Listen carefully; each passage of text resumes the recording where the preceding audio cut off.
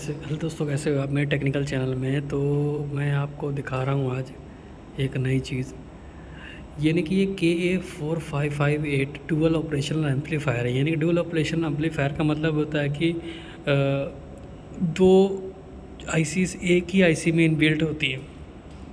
तो जैसे कि मैं आपको दिखा रहा हूँ, उसके फीचर्स दिखा रहे हैं। इसमें नो फ्रिक्वेंसी कंपोजिशन रिक्वायर्ड होती है, लेकिन फ्रिक्वेंसी कंपोजिशन की रिक्वायरमेंट होती नहीं है।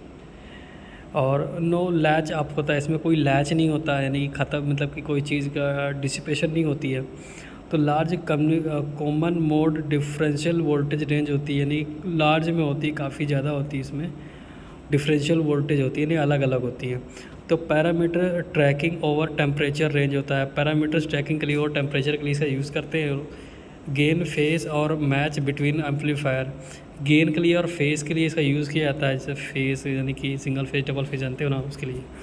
तो इंटरनली फ्रीक्वेंसी कंपोजिशन होता है, यानी कि इंटरनली इसका सब काम होता है।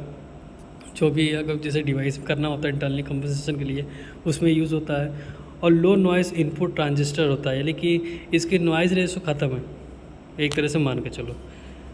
तो ये 3 तरह के होते हैं। DIP में आता है, ये SOP में आता है और SIP में आता है, ठीक है जी। और अब मैं आपको थोड़ा सा डायग्राम दिखा देता हूँ। डुअल ऑपरेशन एम्पलीफायर, जैसे कि मैं बताया था कि नहीं, 2 आईसीज इसमें लगी होती है, इनबिल्ट होती है, कि नहीं 2 बार एम्पलीफाई करके देता है। डबल आईसीज में इनबिल्ट होती है। देखो, एक तरफ से इनपुट है माइनस, एक तरफ से प्लस इनपुट है। फिर दूसरा अलग से ऑपरेशनल एम्पलीफायर के लिए लगा हुआ है।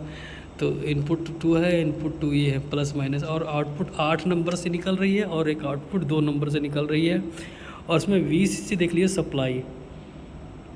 भाई साहब बाद में मेरे को नहीं बोलना, VCC सप्लाई एक नंबर पे है, VCC सप्लाई 9 नंबर पे है। तो इसमें तो एक ही आईसी में 2 बार आप सप्लाई VCC दे रहे हैं, मगर कॉमन क्या किया है, VEE क्या है आपका, नेगेटिव सप्लाई है। तो कंफ्यूज नहीं होना है कि VCC और VEE और इनपुट प्लस माइनस ये क्या होता है। ये तो इनपुट जो प्लस माइनस है, आप साइनोसाइडल वेव दे सकते हो, मतलब कोई भी वेव्स भी आ सकती है। मगर जो VCC VEE है, ये DC सप्लाई देनी है, क्योंकि DC सप्लाई इसलिए दी जाती है कि कोई भी कंपोनेंट अगर आपको इलेक्ट्रॉनिक्स का चलाना है तो इसके सिवा आप कुछ नहीं कर सकते हो, देनी पड़ेगी तभी वो चलेगा। तो ये थोड़ी सिंबल दिया है कि एक नंबर या आपसे कैसे पहचान सकते हैं। तो ये जो है आपको सिप है, ये सिप वाली जो आईसी दिखा रहा हूँ, ये सिप वाले का डायग्राम दिखाया है। और ये जो दिखा रहा हूँ मैं आपको, ये आपको डिप का दिखाया है, ये डिप वाला है। सो एक डिप वाला है, एक सिप वाला दिखाया गया है। तो डिप वाले में कुछ ऐसे हैं, जैसे कि देख सकते हैं 1 2 3 4 लिखा है, और फिर 5 6 7 8, जैसे कि हम लोग वो वाली आईसी जानते हैं 555 टाइमर आईसी, वैसे ही बिल्कुल है। बस है क्या कि इसमें 2 ऑपरेशनल एम्पलीफायर्स क्या सर्किट इसमें लगा हुआ है, यानी कि लगा है, ठीक है जी, सर्किट लगा है। तो जैसे अब देख ही रहे हैं प्लस माइनस। और थोड़ा सा इसका इंटरनल इंस्ट्रक्शन डायग्राम देख ले तो स्कैमिक डायग्राम इसका दिखाया गया है। स्कैमिक डायग्राम इसमें ट्रांजिस्टर्स कितने लगे हैं कितने नहीं लगे हैं, मतलब उसके हिसाब से दिखाया गया है।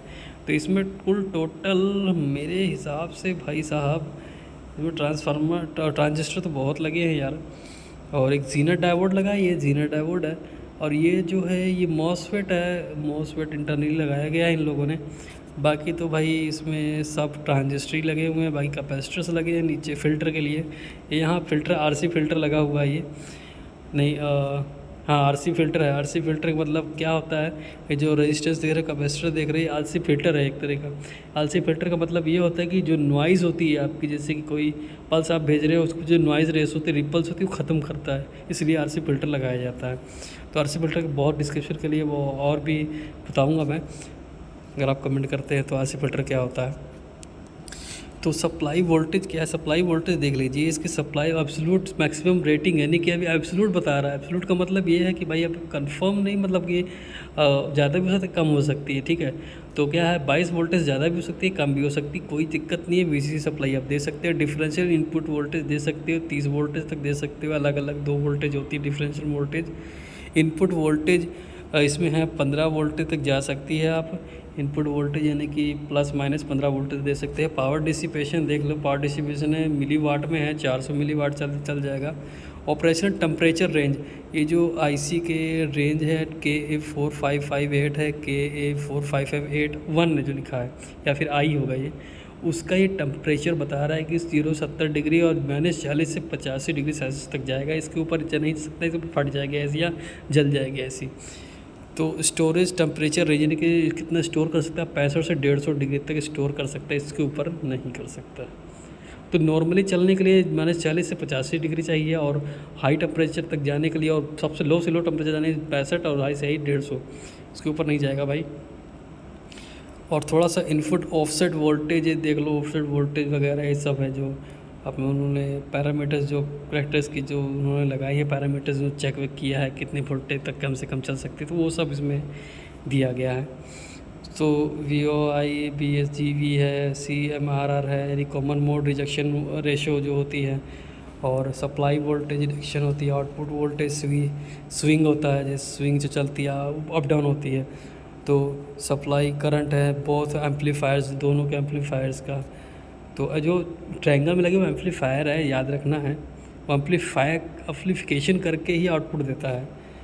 तो राइज टाइम है, स्लो टाइम, ओवर शूट है, और बाकी ये तो करेक्टर स्केच है, तो दिखा रहे हैं डायग्राम में कितने रैपिडली बढ़ता है कितना घटता है, बाकी ये सब आप देख लीजिएगा।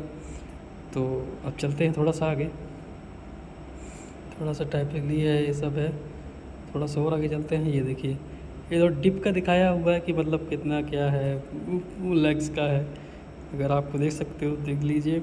आपको अगर आपके लिए काम का है तो आप देख लीजिए, किसी भी अगर आपको बनानी होती हो तो मैं ये हेल्पफुल वीडियोस बनाता रहता हूँ। अब ये है, एक डिप था, एक शिप था, और ये इसका बीच वाला है, ये कौन सा था, SOP है, SOP है ये, तो देख सकते हो ये SOP है। और ये शिप का है जो दिखाया गया था। शिप वाली ऐसी ज़्यादा कारगर है, क्यों ऐसी इसलिए कारगर है कि ये जगह कम लेती है, वैसे डिप वाली भी ऐसी जगह कम लेती है, वैसे शिप वाली में थोड़ा कन्फ्यूज़न कम होती है, इसलिए लगा लेते हैं बंदे। चलो, अलग अलग जगह अलग अलग ऐसी इसकी ज़रूरत पड़ती है भाई। बाकी देख सकते हो, इसका मैं आपको प्रोडक्ट नंबर दिखा दे रहा हूँ। प्रोडक्ट नंबर कौन कौन से, D है, S है और I है।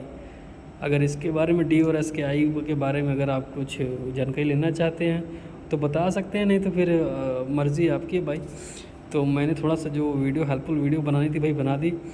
अगर मेरी वीडियो अच्छी लगे तो सब्सक्राइब भाई ज़रूर कर देना भाई, सब्सक्राइब करोगे तभी पता चलेगा कि कौन कौन से ICs मार्केट्स में अवेलेबल आ रही हैं कि नहीं आ रही। मैं बहुत सारे ICs के बारे में बताता हूँ, ऐसे हेल्पफुल। कई मैं अगर टाइम मिलता है तो मैं उसके बारे में डिस्क्रिप्शन में IC आपको दिखा भी देता हूँ कि कैसे क्या काम करती है।